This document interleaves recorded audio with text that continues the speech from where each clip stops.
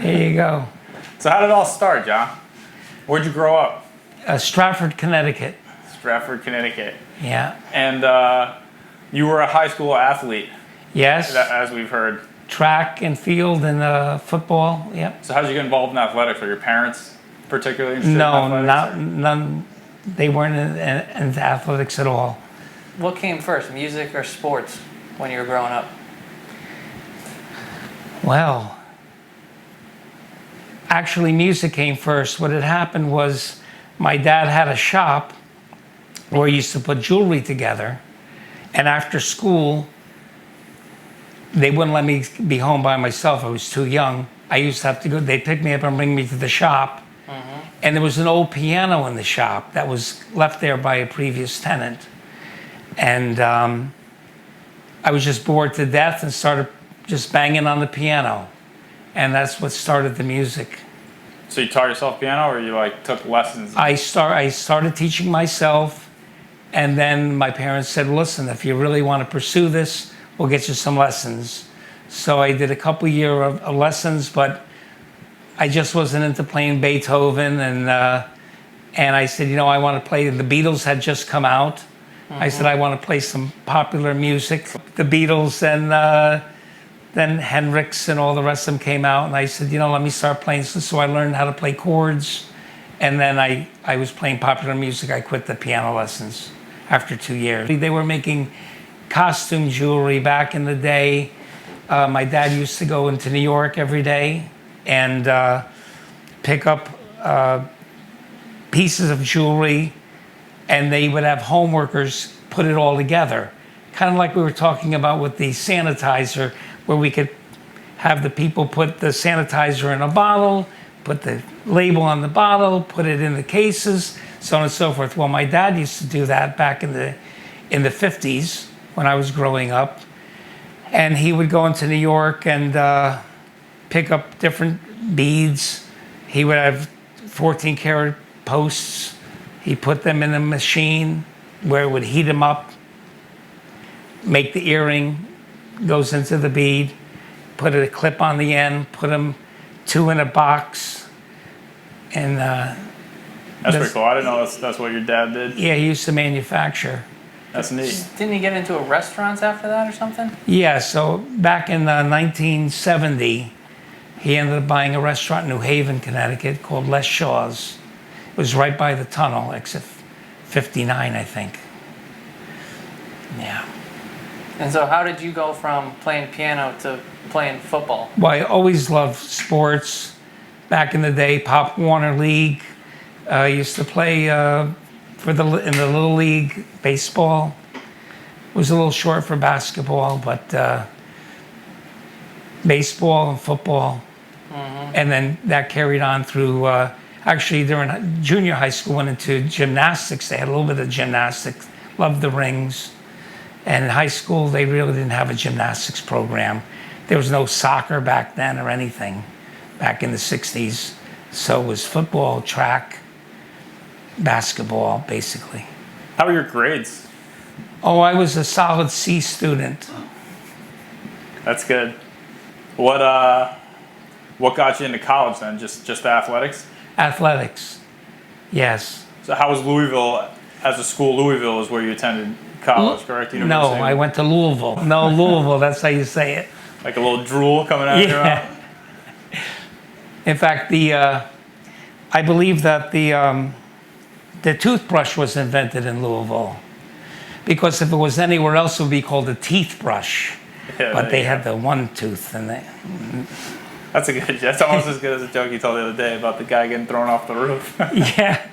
So you played one season, right? One season, freshman season. And then I dropped out of school. I was actually a pre-med major, and because Louisville had a very good medical school, and I dropped out after 1 year and went on the road with a rock and roll band. Boy, was my dad thrilled with that. I'm sure he was. Oh, yeah. Who was paying for college? Did you have a scholarship? No, my dad said, as long as you stay in school, I got you covered.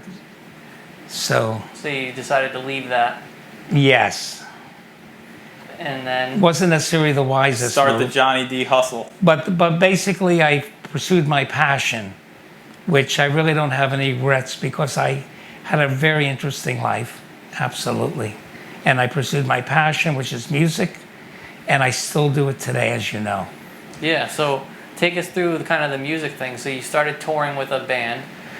Yeah, started touring with a band around the country. We were in the hotel circuit, which was a circuit that no longer exists. It was a lounge circuit, so we would play the Americana. And basically, it was a dinner set, and then it was a dance set. Actually, it was a dinner set, then a show, where we would put the microphones out on the dance floor. Yeah. I had my front people do an actual show, and then it was a dance set for the third set. And that was 6 nights a week. They used to... Did you dance? I was behind on the organ. E3 and Wurlitzer piano back in those days, and just toured around the country. One thing that I am proud of being on the road, back then I was making a decent living at $300 a week for 6 nights back in 72, 73. Saving it, right? Well, what I would do is I would keep 100, they would feed us 1 meal a day, put us up, so I didn't need an apartment. And I would save $200 of the $300 a week. So at the end of the year, at the end of the first year, I had $10,000 saved. And at 23, I bought my first property, a 6-unit building in Bridgeport, Connecticut. And I did that from 23, 24, I bought another building, 25, bought another building. By the time I was 30, I had 7 properties. Just being a musician and making $300 a week. But of course, by the time 1980 came, I was making more than 300, increased, you know, with the cost of living. So maybe it was like 500 by the 80s. And then your rental income. I had all the rental income coming in, and Who was managing the properties while you were out on the road? well, believe it or not, I had my grandfather. We were very close, so I can recall the first building when we went to the 6-unit. Had a 6-unit building, and I'm introducing my grandfather to the new tenants, and I'm the new owner of the building. And one woman that was on the 3rd floor. We had 2 apartments per floor. And she said, "Oh, you're not the owner. It must be this guy." Going to my grandfather, she said, "I think we could work something out with the rent." Well, my grandfather, an old Italian guy, he came back home. "Oh, the Brutan over there, he can't believe it. She wants to barter for the rent." That was, Yeah. I think it was about 150 a week, 150 a month, 200 a month. It wasn't a lot of money, the rent. So what made you decide to stop touring eventually? Just got tired of being on the road? No, I love the road. In fact, I still love to go on the road, absolutely. And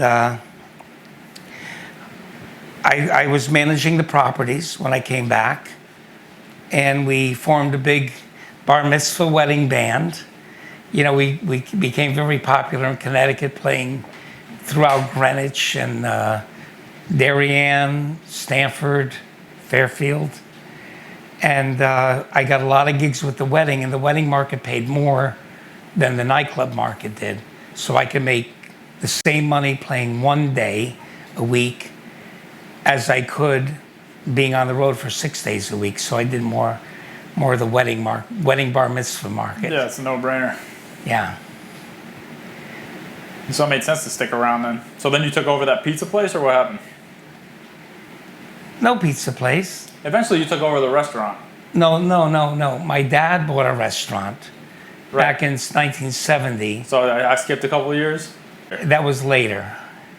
It wasn't until 1989 that I moved to Florida and opened up a restaurant. To move here? Well, I came here for spring break from Louisville that first year, and I said, "Oh, this is where I have to live." Absolutely. So it took 20 years. 20 years to get here. Because don't forget, I had a lot of real estate up north, and had the band was very busy. I opened up a talent agency, so we were booking groups as well. Did you have to sell the real estate before you moved down, or did you keep any of No, that? no, that's a long story, but I ended up giving all the real estate back to the bank. That's It's a right. nice gesture. Not by choice. Not by choice. What had happened?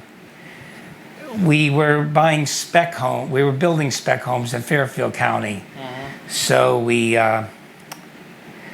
would buy a lot for about $250,000. This is in the '80s now.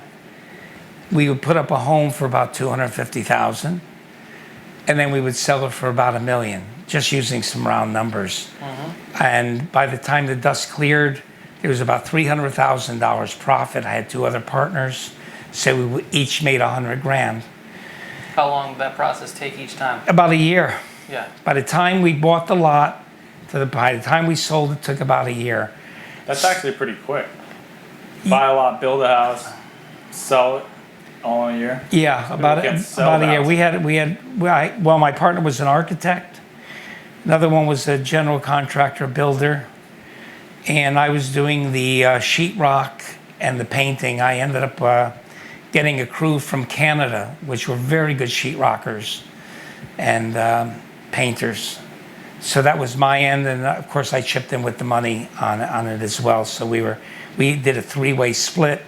So after the first year, we did well. We each made $100,000. This is of course on the side, besides the music and the real estate. Then the next year we did it again, made another $100,000, and then the third year, of course, there was 3 lots became available. So we said, well, geez, if we could make $100,000 by doing 1 house, let's build 3. So we bought 3 lots, $750,000. We started doing the construction. At that time, believe it or not, the interest rates were about 15%. I mean, you hear these interest rates today, which 3% loan, 3.5%. Are you kidding me? A construction loan, even a regular conventional mortgage was 9%. But with a construction loan, we were paying up to 15%. Well, the interest rates, if you go back in history, climbed way up to like 20-something percent, and no one was selling anything.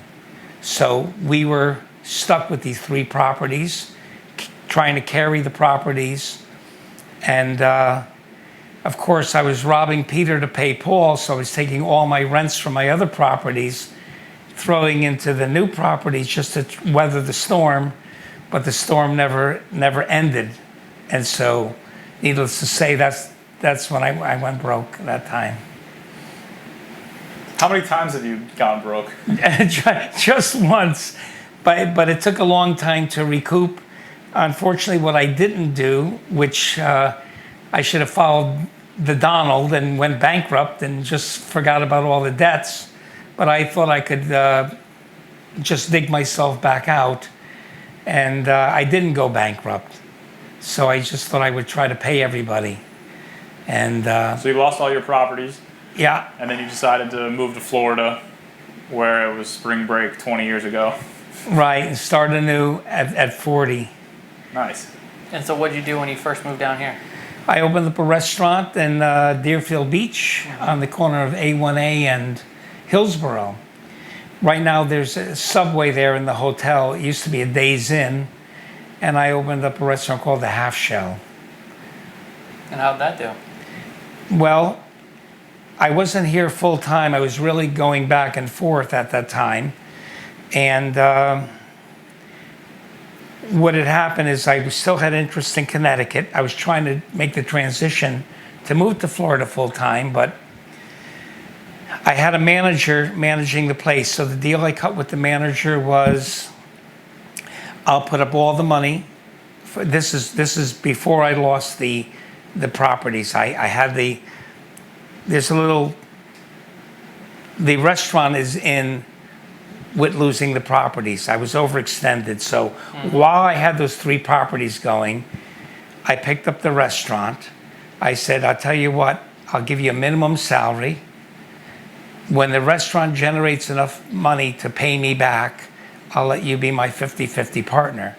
At the same time, there was a Sunoco gas station available at the corner of my street in Trumbull, Connecticut. I was living in Trumbull at the time. And I had a very good friend that was a mechanic. And I said, I bought the gas station. I said, when you generate enough money to pay me back the money for the gas station, you could be my 50-50 partner. So at the time, I had the spec homes going on. I had my real estate. I had the booking agency. I was still being a musician, performing. I had the restaurant in Florida, had the gas station in Trumbull, and the guy in Florida put all the profits up his nose, chasing coke whores. The guy in the gas station became a very serious alcoholic and didn't want to fix cars anymore. And that's the same time that the houses wouldn't sell. So I got hit from every angle. Triple entendre. Oh yeah, and so I ended up selling the restaurant, and someone gave me a deposit for the restaurant. They only gave me about 60 grand. I paid off as much bills as I could with it, and then they lost the restaurant. They couldn't give me the rest of the payments because they put it up their nose. Back in the late 80s and 90s, everyone was doing coke, and that's what happened. So then how did you get started with All on Stage? Well, when I sold the restaurant, I ended up buying another restaurant in the Keys. I ended up working a barter deal with the Keys on that was Ocean 80, mile marker 80. And what had happened was the fellow had the hotel there, which was, and he had a restaurant in there. I can't remember what restaurant it was, but it was a rather large restaurant, and they had a fire and they lost the restaurant. So I saw this opportunity and I said, I'll tell you what, let's work a barter deal and I'll refurbish the whole restaurant. And he says, well, what do you mean? I said, well, the room nights that you have, like for example, tonight's room night, today is Thursday. Well, if you don't rent your room out tonight, you can never rent Thursday's room again because it'll be gone. So I said, you have diminishing assets. And what I said is, I tell you what, let's go back 5 years of your history and let's analyze how much rooms you rented. And I want all the rooms that you weren't 100% occupied, you were like 80% occupied or less. So we went back and we did all the room nights, and I said, well, you see, you have a lot of vacancies here which you will never rent. I would like to get half of those rooms. So like, let's say, for example, you had 100 rooms and only 50 were rented. And I'm saying, well, on that day, you only had 50 rented last few years. Give me 25 of those rooms for that night. So I worked a deal where he gave me $1 million worth of rooms within a 12-month period. I got the room nights. I put them into a couple barter systems. One was Florida Trade, ITEX, and BXI. I think it was BXI. I sold all the rooms on barter. Got $1 million worth of script. With the script, I found a roofer to replace the roof. I found a restaurant a supply store to replace the restaurant equipment. And I was rebuilding the whole facility. I was staying at the hotel. Yeah. I had a little tiki bar in the back that was working. I put all new lawn furniture out there. I was playing my music, selling pina coladas and rum runners. And I could see the vision where I would eventually have sailboats for rental out in the back, maybe a seaplane to take people flying and so on and so, jet skis. And what had happened was the Department of Revenue came down. They said they weren't going to renew my liquor license because the hotel didn't pay their taxes. So, needless to say, they were punishing me for the sins of the hotel. So Before you'd gotten there. Sorry?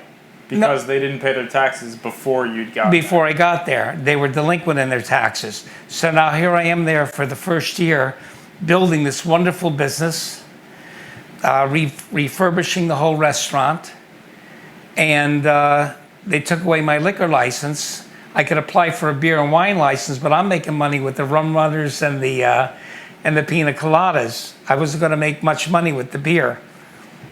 So I literally walked away. So it's not another time I went broke, but that's another opportunity that I missed, unfortunately. So you're kind of a risk taker. Talk a little bit about the pilot's license and when that happened. Oh yeah, so I always wanted to be a pilot. I loved aviation as a kid, and so I back in 1970, when I was 18, I went to the Air Force enlistment and said, I want to become a pilot. And I was already in the Civil Air Patrol back in the 60s, and we had a trainer playing for a 150 Cessna. So I already knew how to fly. I didn't fly in an actual plane, but I already knew all the principles of it. So when I went to the Air Force, Force, to go around your yard, hands up. so when I went to the Air Force to sign up, I did the aptitude test and I nailed it. But so when I went there and I nailed the aptitude test as far as understanding the principles of flying. And when I got the contract to sign up for the Air Force, which was a 4-year program, it said that if the Air Force feels that you would be better suited at another position than a pilot, they have the right to do it. So I went to my recruiter, I said, so if you discovered that I was the best potato peeler you've ever seen in the history of the Air Force, I mean, I could really peel these potatoes great, you can make me peel potatoes for 4 years? He says, we could do what we want with you. Therefore, I said, no, thank you. And then I pursued, I ended up wanting to be, once again, want to be a pilot, so I bought an airplane. It's funny because I bought it in Danbury, Connecticut, and the seller said, well, you're going to fly it to Bridgeport? I go, no, I can't fly it. He goes, why? He goes, I don't know how to fly. I go, I don't have a license. You got to bring it to Bridgeport. Then I hired an instructor to teach me how to fly the plane. And that's when I started flying. How much did a plane cost? Oh, back then, that was an old Cessna 150 that I ended up buying with a friend of mine, Carl. I think we paid $15,000 for it.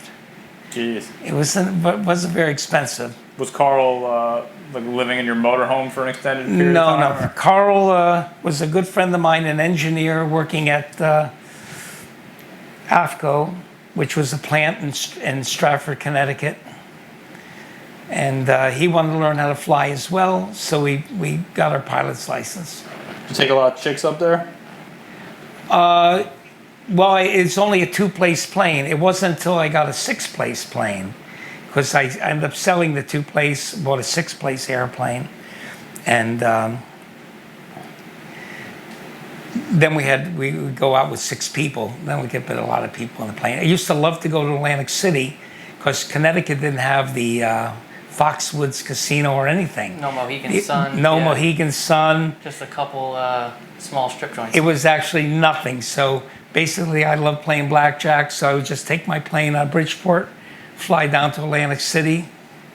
Lose your shirt? No. I'm a very conservative gambler. I would go with what I feel like I could lose. So if I said, you know what, I'm going to spend $300 today or $500. No. We never did that. But what I did after I went broke with the gas station and the restaurant and so on and so forth, I took all the seats out of the airplane, except for the pilot's seat. So you could put a bed. And I used to haul, no, I didn't, I didn't sleep in the plane. I used to haul freight over to the Bahamas. And that was very interesting, just trying to generate income. Yeah. And did that work? Oh yeah, it worked, but the expense of the plane, you know, it's expensive to keep a high performance airplane with a variable speed prop, and I just ended up selling the airplane. So then I sold the plane and I went back to my roots of being a musician, playing 6 nights a week in a little bar. It was called the Tavern on the Greenery, which was on Yamato and Dixie on the corner. It's still there. They call it a different name that, but I started playing the piano 6 nights a week, building myself back up. And then one of the local music stores closed down, which was High C Music. I said, this is an opportunity to open up a music store in Boca. So I got the repair guy from there, John Krasinski. That's the same guy that is from The Office, but keep going. Yeah, John Krasinski, and we opened up a little music store in Boca. Well, the music store gave me the brick and mortar credibility. So when I said, well, you know, we could do sound and lighting, and this is kind of the start of All on Stage. So I immediately got the city of Boca Raton. One of my favorite persons, Emily Lilly, was in charge of the rec department. And she started me out with little jobs, like the groundbreaking, the cemetery jobs, so on and so forth. And it took quite a few years, but maybe two or 3 years, I finally got Meisner Park. And that was like a big move for me. I got to do all the Army Band, all these big orchestras. And then from Boca, I got Delray Beach. And Boynton Beach. Boynton Beach, yeah. And so it just started building. And what I think really helped me build it was the credibility of having an actual brick and mortar store. And because down here there's so many fly-by-night people that they couldn't trust you. But because I had a brick and mortar, they knew I was going to be here for a while. So we started building that business. Yeah. And then that was doing very well until internet came in. Around 2001, 2002, the internet hit really hard. And 3 major music stores decided to go national and franchise. One was Sam Ash, the other was Mars Music, and the Guitar Center. And they all came down to South Florida to try to get the market. And they were actually selling equipment cheaper than I can buy it from the manufacturer. I actually would go into their stores when I saw a lost leader and buy it and put it in my store so I could sell it. I said, well, how am I going to compete with these guys? I said, well, you know what I could do? I had the repair guy. So I went to Guitar Center and Mars Music. I said, how about your repair work? We'll become the factory representative. So we became factory rep for Marshall, Fender, Crown, Crest, and we would fix all their equipment. So I could use their existence to help me generate income. And So you're less of a music shop at that time and more of a repair shop. yeah, more of a repair and production, because the concert business was doing good. Yep. But now we had the internet sales, which was against me, because people, to save $5 on a set of strings, they would rather send away for it and not come to my store. So basically, the store was losing money and the production company was making money. So what I did is I decided to close the music store and form All on Stage back in 2006 and just focus on production and concerts. And then you just grew it. And then I just grew it. And then with those cities, you know, the other cities kind of came in. Fort Lauderdale's, you know, I did a couple jobs. They said, hey, we like the way you work. And you know, it's funny down here, they said, well, how are you getting all these jobs? I said, well, you know, if you want to be ahead of the competition, just show up and do the job. Don't try, if they ordered 12 pieces, bring 14 pieces. What difference does it make? Because down here, everybody wants to charge as much as they can and give them as least as possible.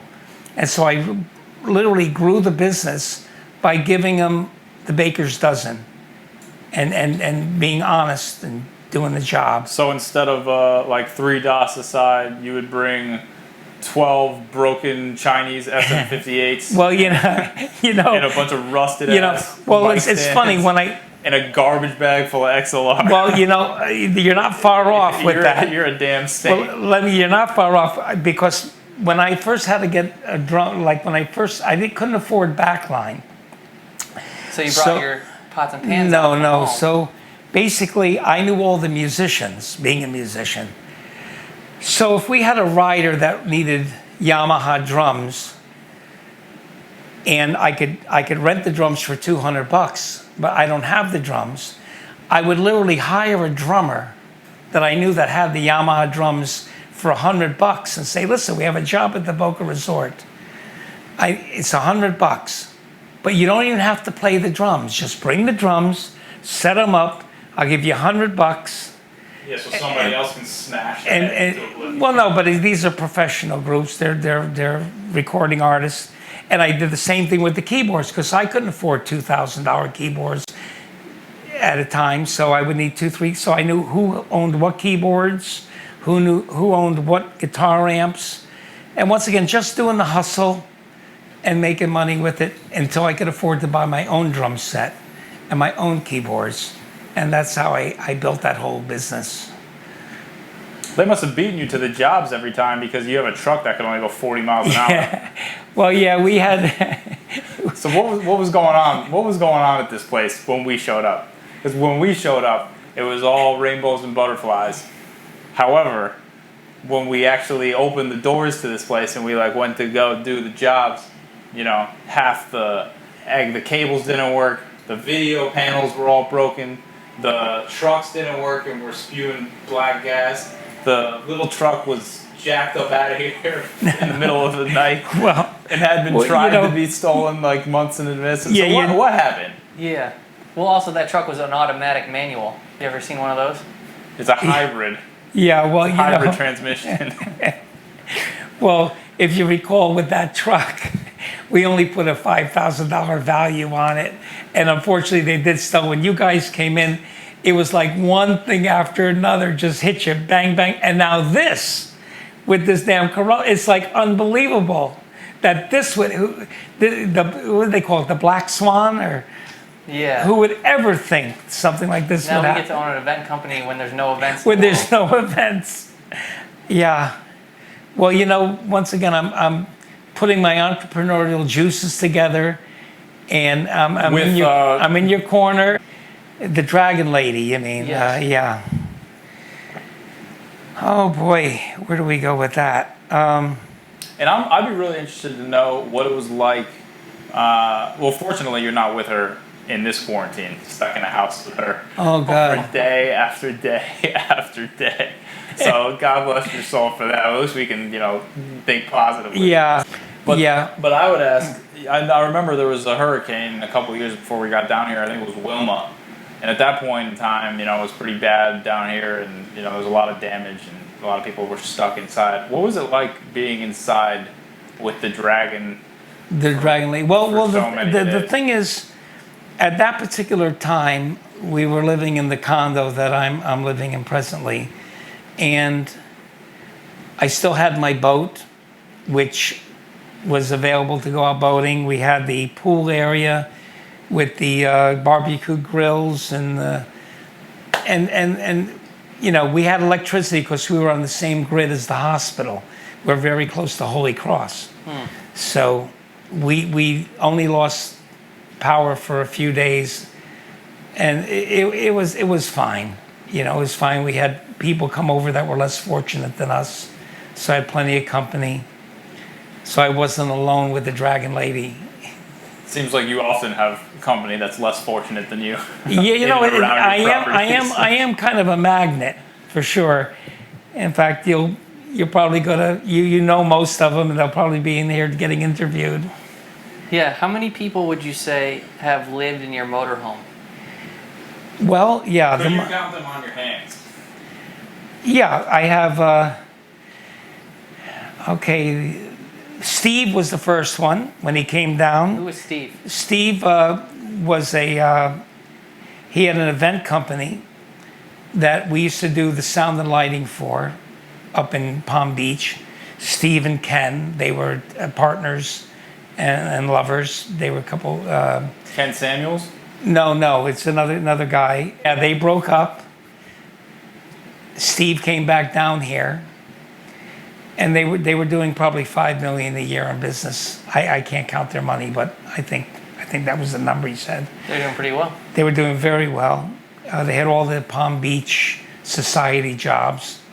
Once again, I was their lighting guy, and I learned about making a blush look and a teal look and so on and so forth, because they knew what they wanted, and if they wanted it, I could make it happen. So basically, How did you make a teal look with a warehouse full of broken lights?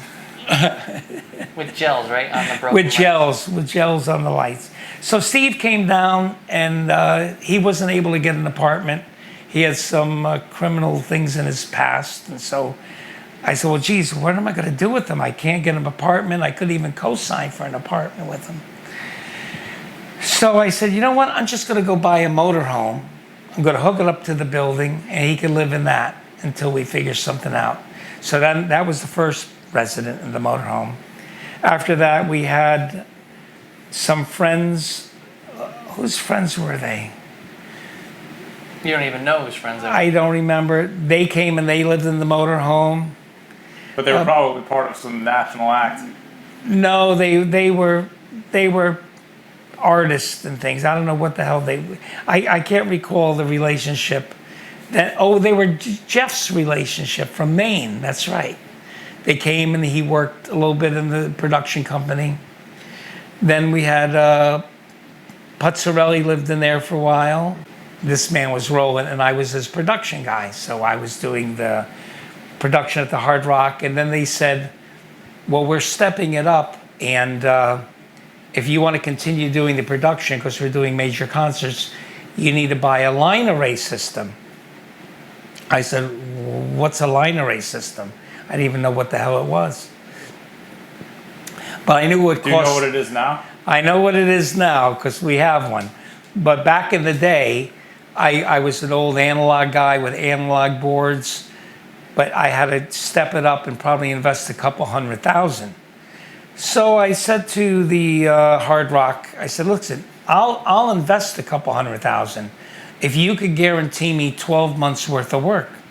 Because if you just give me a 1-year contract, I could easily recoup the $200,000 that I had to invest in the equipment.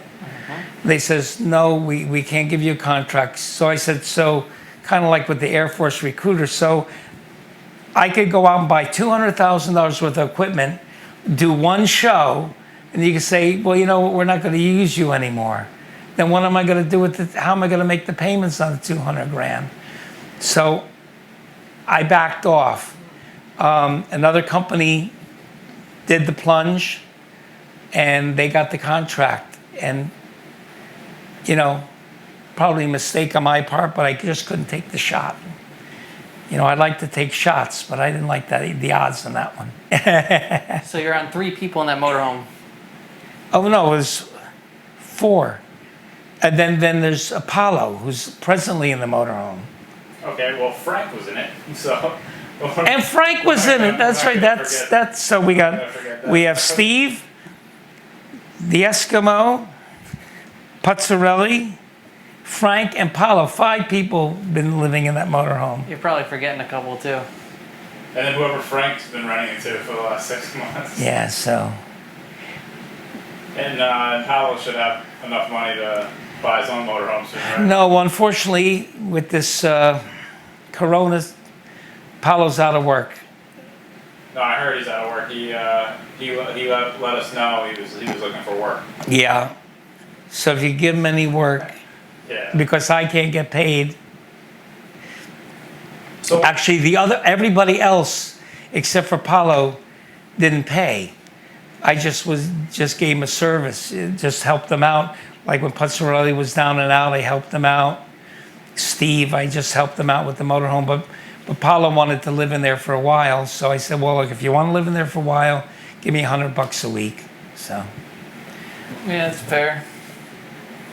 yeah. yeah, that probably pays the bills for it. Well, and the electricity and so on and so forth, it's coming off of one of my properties. I have it next to one of my buildings. What do you think would happen if you took a black light into that thing?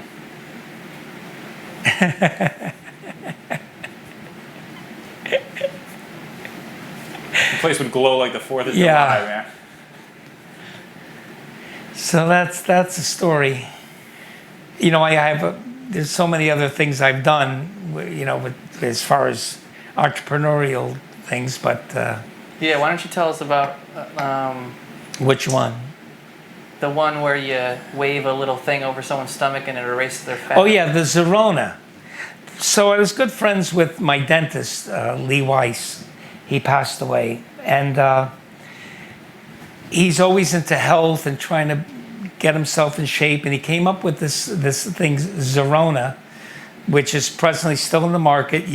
You wave it over, it gives you a infrared, and what it does is it shrinks your fat cells. So he said, John, let's go in business and open up a shop. I said, okay. Well, he couldn't qualify being a dentist, even though he wasn't a doctor, but not the right kind of doctor. So I went back to my good old buddy, Marty, Dr. Roach. I said, Marty, could you be our medical supervisor? He said, okay, John, I'll do it for you.